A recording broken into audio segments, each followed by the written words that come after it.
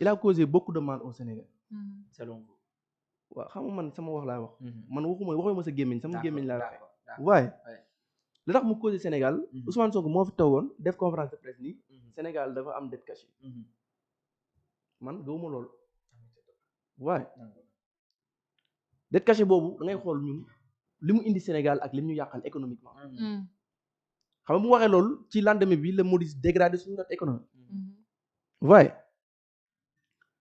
récemment lu mu wax ci meeting bi terrain meeting bi moo gën a garaaw. parce que nee na si justice n'est pas faite. bu leen fayati impôt.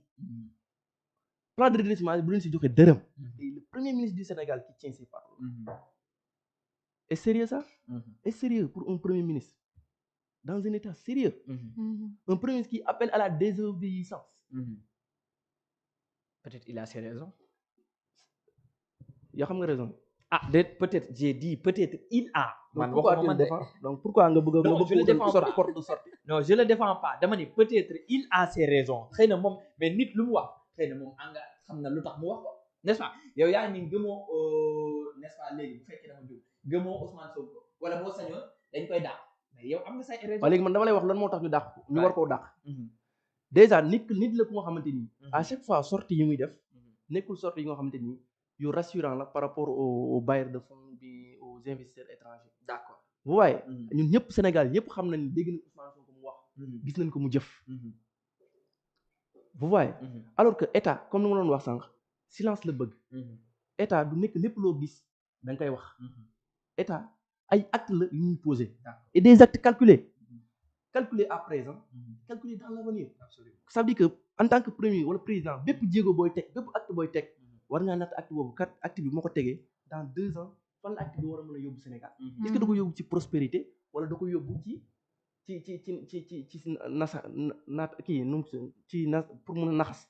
mu nax saay quoi. léegi nga gisaat même premier ministre boobu di buddee. Un premier ministre qui prend des congés yu ko xamante ni maanaam da koy jël si par rapport à ses humeurs quoi. Vous voyez, c'est ça, c'est sérieux pour un premier ministre. Et vous pensez? Bien sûr. Mais en tant que premier ministre, est-ce que aussi ce congé n'est pas stratégique pour lui? De quelle stratégie parlez-vous? Non, est-ce que jëlul congé bi déjà yéen ñii yàgg ngeen toog di wax naan Sonko dafa war a focus ci travail est-ce que aussi jëlul congé bi làkkatu un tout petit peu xoolaat ses plans lan la war a teg pour ñi nga xamante ne ñoo ngi toog naan Sonko deful pas. mais loolu boo koy loolu yow li nga wax ni boo koy def loolu premier ministre bu koy def. ci bureau la koy def.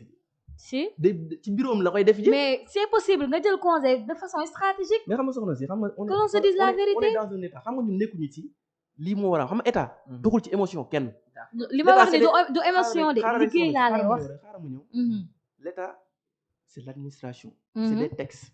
nekkul ay émotion ak kii mu def na lii wala kii bëgg na lii bëgg na supp kànja bëgg na ceebu jën ñun loolu vraiment on est indifférent de ça. D'accord. xam nga. premier ministre bu jël congé. dafa am yoon bu ñu koy jëlee. gouvernement dafa am li ñuy wax les vacances gouvernementales. D'accord. comprendre lu mu bëgg wax. mu am benn moment wala période yoo xamante ni moom la ko république di joxe. pour ñu war ko faa defee. mais xaaral rek mu ñëw.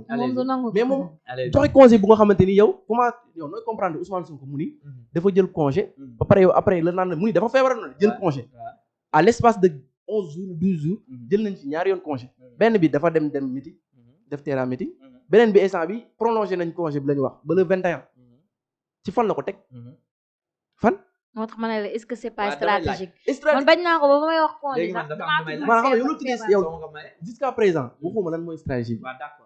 donc man dama bëgg mooy waa li stratégie bi pourquoi pas toog déjà notre économie comme fi ngeen wax fi mu toll avec ces notes avec FMI ni mu tegee suñu ni mu tegee concom si ñun FMI ni mu ñuy waxee le plan de restructuration est-ce que jëlul congé bi est-ce que li ñu boole ak FMI ci Ousmane Sonko la jógee wala da ngaa fàtte lool. nu mu waree jóge si Ousmane Sonko taxaw fi ni dette cachée dafa am. waaw léegi da ngeen weddi dette cachée bi. waaw man de weddi naa ko. pourquoi gaw ma ko. et vous pensez que le pays doit am dette cachée. waaw léegi bàyyi ma wax la man lan fa laa ko teg soxna si. xam nga réew. xam nga Macky Sall sax waxoon na ni une dette cachée. de par définition même c'est impossible. comment de ça par la définition. comment ça. une dette publique comment une dette publique peut être cachée. une dette publique. comment je dis que ce bouteille là il est là devant moi. Comment je peux casser ce bouteille là yow yaa ngi koy gis man ma koy nëbb. C'est pas pareil. xam nga tax ma joxal la beneen exemple boo xam c'est un peu économique c'est un peu technique Mhm. xam nga ñun bi ñuy leb dañuy leb ci ay devises Mhm. ay euro la ñuy lebee wala nangam devises yooyu buy ñëw day jaar banque centrale bu jaaree banque centrale ñu convertir ko jox ñu franc CFA la banque centrale dafa am comptabilité boobu FMI am comptabilité Sénégal aussi tamit ñu am comptabilité Mhm. au niveau de du ministre des finances Mhm. waaye am Mhm. ay des dignes fonctionnaires yu nga xam ñoo nekk ci réew mi di ko liggéeyal mi di ko liggéeyal Mhm. waaye kon déjà wax ni dette cachée am na loolu mënut a nekk parce que dette cachée mënoo ko nëbb FMI mi la koy laaj mënoo ko nëbb de mënoo ko nëbb banque centrale est-ce que ñoom dañ ko weddi ñan FMI bi ngay wax banque centrale bi est-ce que ñoom dañoo weddi yow ne xanaa dette gisoo cachée amul? gouverneur banque centrale ci kii section kii bi Afrique bi lu mu Lu mu wax lu mu publié woon si texte lu mu wax lu mu wax waaw léegi dama comme que journaliste nga non je vous non demande defal naa mais defal dañoo yow nekk di mi xam discuter defal yow naa yaa wax defal naa déedéet parce que ñun dañu gis tamit léegi ñun xamuñu waaw. léegi yow yaa ñuy et xamal puis xaaral. ñun dañu gis xaaral. FMI di féliciter les autorités sénégalaises comment léegi ci falan la leen félicité FMI bañul ni dette cachée am en plus yow mi wax naan dette cachée Léegi mu man nekk kañ la FMI wax léegi ñu ne revenons ñoom un peu. d'accord nañ banque mondiale ñun Waaw, d'accord. félicité nañ l'état waaw, comme ni ko wax ko loolu C'est transparence. léegi yow tamit Waaw, si defal source bii nga ñu wax si Waaw. source bii nga ñu wax Waaw. il faut nee nga ay journaliste lañ léegi Waaw. wax nga ma xanaa gisoo